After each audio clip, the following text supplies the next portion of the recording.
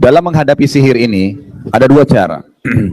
Ada cara yang bisa digunakan sebelum kena sihir, dan ada pengobatan digunakan setelah kena sihir. Jadi kalau sebelum kena sihir itu ada caranya, jadi kan, supaya memang sihir itu tidak bisa masuk kepada kita, tidak bisa kena, gitu kan. Bahkan seringkali kembali kepada pelakunya. Saya ulangi poinnya, tadi yang pertama bertawakal, yang kedua usahakan sholat subuh berjamaah, terutama di masjid. Yang ketiga sering membaca muawwidzat, Al-Falaq dan An-Nas. Yang keempat sering membaca ayat kursi, terutama pada saat mau tidur, karena kalau baca maka Allah utus malaikat yang menjaganya. Yang kelima membaca surah Al-Baqarah. Gitu. Kemudian yang keenam membaca doa Bismillahilladzi la yadurru, dengan nama Allah yang beserta namanya itu tidak sesuatu pun, la yadurru ma'asmihi syai'un fil ardi wala fis sama, tidak ada sesuatu pun di langit dan di bumi yang bisa membahayakan. Wa huwas samiul alim, dan dia maha mendengar lagi maha melihat. Dibaca 3 kali pada waktu pagi dan 3 kali pada waktu sore. Kemudian kalau Bapak Ibu mau masuk rumah, biasakan memberikan salam walaupun tidak ada orang. Baca Assalamualaikum warahmatullahi wabarakatuh. Allah mengatakan kalaupun tidak ada orang dalam surah An-Nur, tahiyatan min indillah, sebagai kata sambutan dari Allah Subhanahu wa taala. Dalam hadis lain dikatakan kalau seseorang masuk rumahnya, kemudian dia baca Assalamualaikum warahmatullahi wabarakatuh, dia baca salam, maka syaitan yang di sekitar rumahnya berkata, ini mau ada syaitannya bule kah atau syaitannya Arab, sama saja, Melayu sama saja, hadisnya satu. Maka syaitan di sekitar rumahnya akan berkata ya, kepada teman-temannya, tidak ada tempat nginap untuk kalian malam ini. Jadi ternyata dengan salam mau masuk rumah itu sudah nggak bisa syaitan masuk untuk nginap. Bayangkan begitu lemahnya syaitan sebenarnya. Dan pada saat dia makan dengan membaca bismillah, maka syaitan yang tadi berkata lagi sama teman-temannya, nggak ada makan malam buat kalian. Karena dengan baca bismillah, dia nggak bisa ambil. Dan kita sudah tahu hadisnya kan, kata Nabi SAW, siapa yang lupa membaca bismillah, maka syaitan akan mengambil makanannya. Dan kalau dia ingat, dia mengatakan bismillahi awwalihi wa akhiri, bismillah di awal dan akhirnya. Kalau lupa baca dari awal, maka syaitan yang telah mencuri makanannya memuntahkannya. Jadi muntahkan itu kan?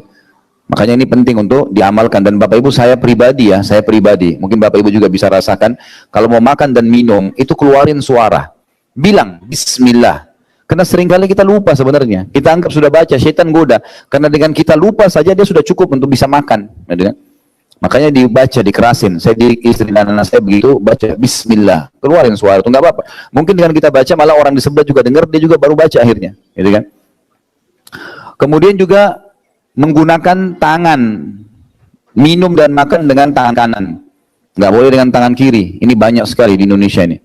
Kata Nabi SAW, jangan makan dan minum dengan tangan kiri, karena syaitan makan dan minum dengan tangan kiri, artinya syaitan akan mengambil makanan tersebut. Lupa baca bismillah dan memakan dan minum dengan tangan kiri.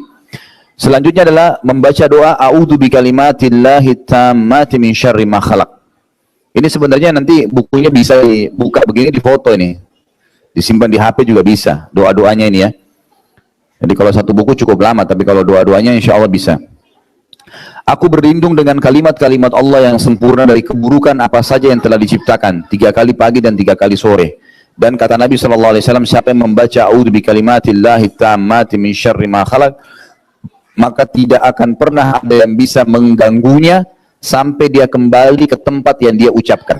Sampai pernah terjadi dulu di zaman tabi'in, Bapak Ibu sekalian, ada orang, ini kisah nyata ya, dia ke masjid, pas masuk masjid mau sholat, tiba-tiba ada orang yang datang lari-lari mengatakan, ya fulan, pulanglah, sekitar rumahmu kebakaran. Langsung dia bilang, nggak mungkin rumah saya kebakaran. Loh, orang bawa informasi rumahnya kebakaran, malah dia bilang nggak mungkin kebakaran. Orang itu pun tinggalkan. Karena api makin besar, kembali lagi, ya fulan, pulanglah, rumahmu kebakaran. Besar sekali api, nggak mungkin. Dia jawab, nggak mungkin rumah saya kebakaran. Orang ini pergi lagi yang ketiga kali mengatakan, dia bilang, saya lihat api sudah lebih tinggi daripada rumah semuanya.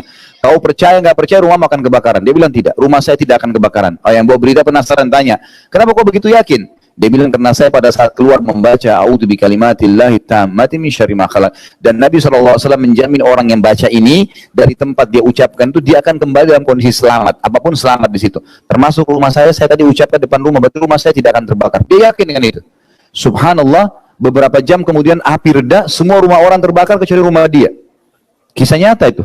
Di kalangan dulu, jangan tabiin dulu. Jadi jangan dianggap remeh doa itu ya, walaupun pendek. Kemudian dikatakan di sini juga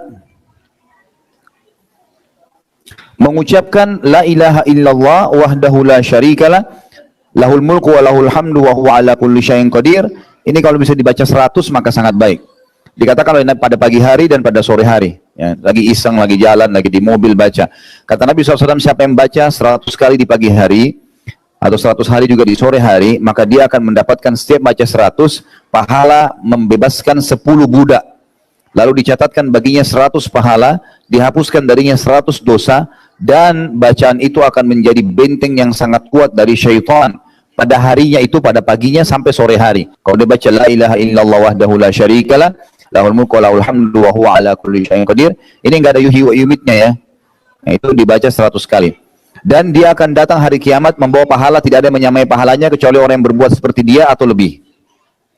Kemudian selanjutnya kalau masuk kamar mandi, masuk dengan kaki kiri, keluar dengan kaki kanan. Masjid sebaliknya.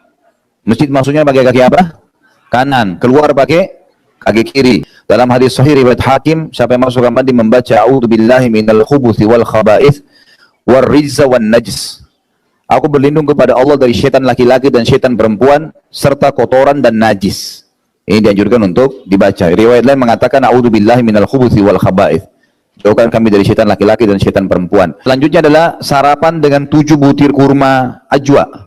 Ya. Siapa yang memakan 7 butir ajwa Madinah, maka tidak akan pernah bisa dikena sihir pada hari itu dan juga racun. Tidak ada yang bisa kena dia.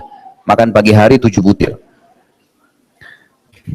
Syekh Bin Baz sempat mengatakan, kalau ajwa tidak ada, diharapkan mudah-mudahan Allah bisa memberikan fadilah 7 butir ajwa dengan 7 butir kurma yang lainnya.